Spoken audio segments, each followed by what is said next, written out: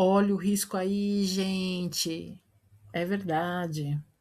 Bom, brincadeiras à parte, que bom ter você aqui de novo. Ou, se é a sua primeira aula, né? Essa mini aula que você está assistindo pela primeira vez, bacana. Não assistiu ainda a primeira mini aula? Eu recomendo, porque ela traz dicas valiosas falando sobre o escopo do projeto. Vai ser super útil para você no seu dia a dia, na gestão ou desenvolvimento de um projeto. Essa segunda aula, ela é sobre gestão de riscos. Interessante. A gente vai falar sobre uma coisa que a maioria deixa para depois ou nem menciona, porque pode soar pessimismo, né? Será que pode ser isso? Mas se não fizer boa gestão de riscos, pode se pagar caro por isso. Vamos falar sobre isso? Vamos lá. Deixa eu fazer uma pergunta. Você sabe a diferença entre risco e problema? E aí? Risco é um evento incerto que pode acontecer e impactar o projeto. O problema é quando o risco já virou realidade. Exemplo simples: o fornecedor pode atrasar alguma encomenda ou trazer algum tipo de recurso, ele pode atrasar. Se isso é mapeado antes de acontecer, é um risco. Agora, se ele já atrasou, aí vira um problema. Então, gerenciar risco é antecipar, criar alternativas de soluções ou manobras para que o problema possível possa ser evitado.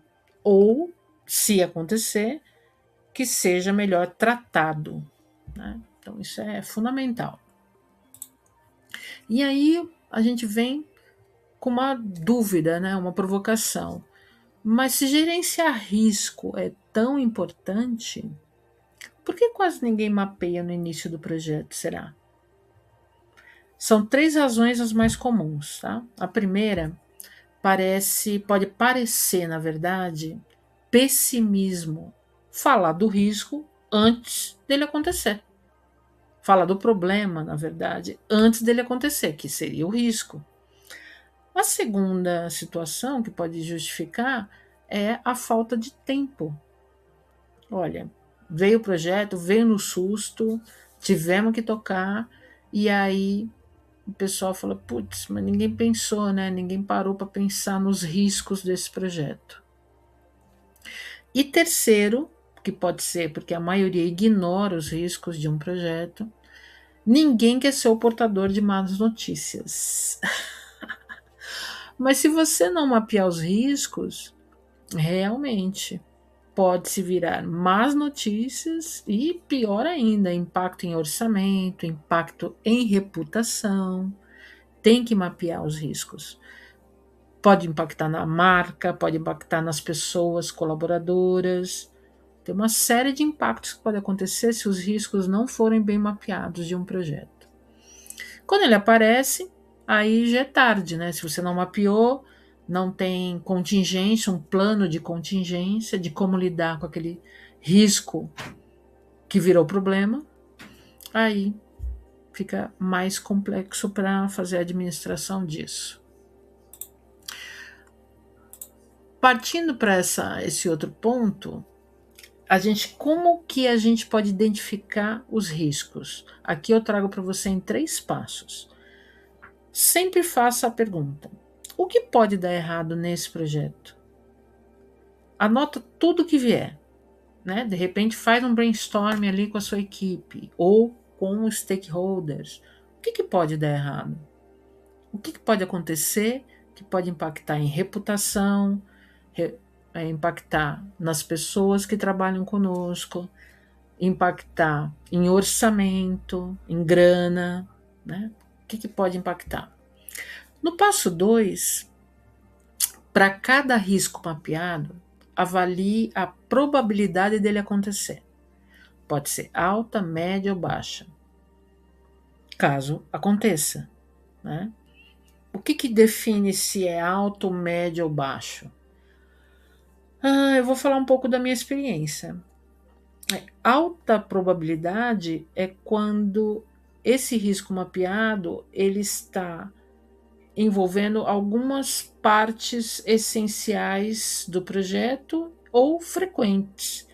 Então, vamos supor, você precisa ali de validações de um projeto, validações de algumas etapas, e a pessoa responsável por validar, ela é um pouco inacessível, né? Ela não fica muito na empresa, ou fica em muitas reuniões, ou fica em trânsito. Então, esse é um risco. A pessoa que validadora, provavelmente um dos stakeholders, ele não é acessível. Então, é uma probabilidade alta de acontecer esse tipo de risco e o problema ocasionado por ele. Quando é médio, pode ser que a pessoa até esteja na empresa, muitas vezes, mas em momentos fundamentais ela pode estar ausente. Como, por exemplo, vamos supor que é um projeto que vai impactar aí as pessoas clientes e de repente a pessoa validadora, na época que precisou validar algumas etapas do projeto, ela estava viajando, mas ela está na empresa na maioria das vezes, só que frequentemente ela pode ter aí um espaço de ausência, vamos dizer assim. E baixa probabilidade é quando a pessoa fica ali disponível a maior parte do tempo para validar. Isso aqui são exemplos, tá? Podem ser outras situações aí diversas. Baixa probabilidade, ela está na empresa, sempre fica disponível e está ali super disposta para ajudar e validar aí as situações dentro do projeto. Passo 3, defina uma ação de resposta. Então, por exemplo, se você mapeou um risco, que nesse exemplo nosso é a ausência da pessoa validadora das etapas fundamentais do projeto, já identifica uma forma de você lidar com isso. Então, é o que a gente chama de mitigar. Mitigar, transferir, aceitar ou evitar. Então, o que a gente vai fazer com relação a esse risco? Se for para mitigar, você pode ter uma alternativa na ausência dessa pessoa, que nós demos um exemplo. E se for transferir, de repente transferir essa possibilidade para outras áreas ou outras pessoas. Aceitar, tudo bem, a pessoa está ausente, então não vamos validar, vamos postergar o cronograma, vamos deixar o cronograma atrasar até determinada tolerância. Ou evitar, né? Eu vou evitar, mas como que eu vou evitar esse risco? Eu vou evitar deixando a pessoa informada, a pessoa responsável pelas validações informada com antecedência, vou enviar um comunicado pelos meios que ela mais acessa, por exemplo, se a pessoa gosta muito e tem essa disponibilidade para acessar por WhatsApp, avisa por WhatsApp, né? Então, a comunicação tem que ser estabelecida conforme aí o acesso, né? E conforme também a disponibilidade e interesse dessa pessoa em estar presente nessas validações. Normalmente, essas pessoas são identificadas no início do projeto, quando o projeto está começando, lá quando a gente faz o kick-off, né? São as reuniões iniciais, quando vai começar o projeto, já identifica, olha, quem são as pessoas validadoras? É fulano, beltrano e ciclana. Ótimo, vamos comunicar essas pessoas e vamos deixá-las aí a par. E de repente a consultoria até identifica outras pessoas que deveriam estar presentes e avisa o cliente. Vou dar um exemplo para você. Nós, em dado momento, no kickoff, a gente sinalizou ao cliente que a área jurídica precisava fazer a validação. Por quê? Por se tratar de um tema regulatório. Então, a gente já sinalizou e colocou isso como ponto importante para a gente poder evitar. E anota essa outra regra de ouro: risco não é gerenciado. Risco que não é gerenciado não deixa de existir. Ele só aparece mais tarde e vai custar mais caro. Tá? É isso. E aí tem uma ferramenta que organiza tudo isso num painel bem bacana. Chama mapa de riscos. Aí você lista os riscos, classifica por probabilidade de impacto, define o responsável, acompanha o status ao longo do projeto. Eu recomendo qualquer projeto, né? Aqui na Lantern nós fazemos as reuniões semanais de status, aonde a gente revisita os riscos, revisita o andamento do projeto, revisita se as entregas estão aderentes ao que foi brifado. Tudo isso é importante. É uma reunião ágil de 1 hora, ou depende da sua disponibilidade, o tamanho do projeto pode ser de meia hora, pode ser de 15 minutos, mas tem que ter. O pessoal gosta de chamar sprints, né? Tem que ter as sprints, mas faz essa modelagem de acompanhamento conforme a sua disponibilidade. Mas eu recomendo que seja pelo menos uma vez por semana. Essa ferramenta aqui, o mapa de risco, ela está disponível no nosso curso, né? Base da gestão de projetos. Ela é editável, está prontinha para preencher com o seu projeto real, e o link está aqui na descrição, se você se interessar, tá bom? Mas e quando o risco se materializa? Aconteceu, gente. Aquilo que a gente mapeou ou suspeitou que poderia dar errado, aconteceu. E aí? Então, 3 coisas que a gente precisa deixar pronto, lá de preferência, lá no mapeamento dos riscos. O primeiro é o plano de contingência. O que você vai fazer se o risco acontecer, né?